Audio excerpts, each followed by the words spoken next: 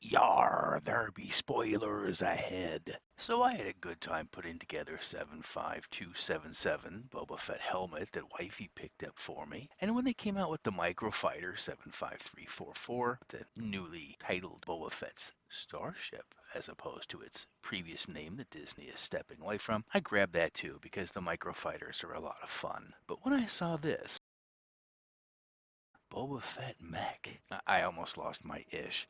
I know that a lot of money has been made with the extremely popular Marvel hero mechs, but why the Hulk needs a mech, I will never understand, other than it's fun to build mechs and they're very posable and a lot of fun. So, anyway, here is Boba Fett Mech. So the character is one of the most feared bounty hunters in the galaxy, eventually rising to become the daimyo of Mos Espa, as in the recent television series. Not bad for a fellow named after a tapioca drink. Maybe his father was working on the whole boy named Sue thing, and naming a child after a beverage would ensure that he would have to be strong in a rough and tumble galaxy. And let's talk about Django too for a moment. Yeah, okay, so Tarantino included a nod to 1966's Django when he put out Reservoir Dogs in 1992. And Attack of the Clones showed up in 2002, and Django Unchained in 2012, so the name is not original by any stretch of the imagination unless one goes back to 1966. Being selected to play Django Fett was a benefit for Tim Morrison. As of 2002, it has been determined that he now voices all of the clones, including the entire Bad Batch, and also Moana's father in the animated Moana feature. He will probably also be playing Captain Rex in the Ahsoka TV show, since all the clones are identical to Jango Fett. Alright, so after me yapping on for 2 minutes, let's get down to the brass tacks.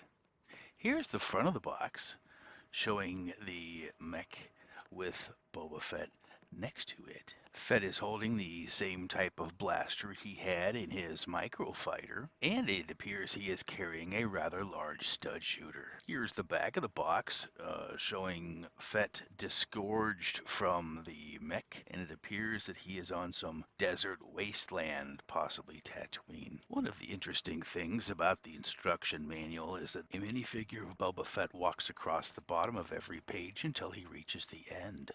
This also occurred in the microfighter instruction manual. I don't recall if it was in the helmet manual or not. If this is supposed to be a flip book, I have not yet figured out how to make it look like animation.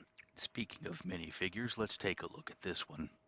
We can see from the facial expression, the scarring, the stubble, that this is obviously the character as portrayed in the Book of Boba Fett. Much older, his armor is completely dinged up, but check this out. Arm printing, back printing, absolutely beautiful. The mech sort of closes at an angle with Fett encased, but the sides don't seem very well protected at all. And what are you supposed to do with that blaster anyway?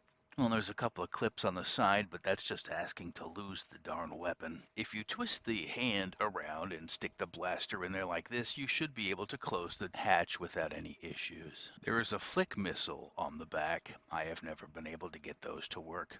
The instruction manual also sports a new Lego projectile warning, but I much prefer the older one. Speaking of warnings, be advised that these two jets often pop off more frequently than people in a World Star video. Probably the most dangerous thing that you will experience in the construction of Boba Fett Mech is getting MC Chris stuck in your head for days and days and days after construction has been completed. Granted, it's not Joe Boxer's Just Got Lucky, but it can almost be as bad. If you see something here that amuses you or upsets you, please take advantage of the comments section to tell me all about myself.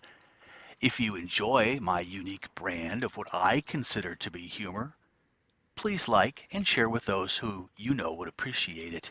If you like everything, please hit subscribe. There are only about 54 of you in here, so I feel like I am playing to a captive audience.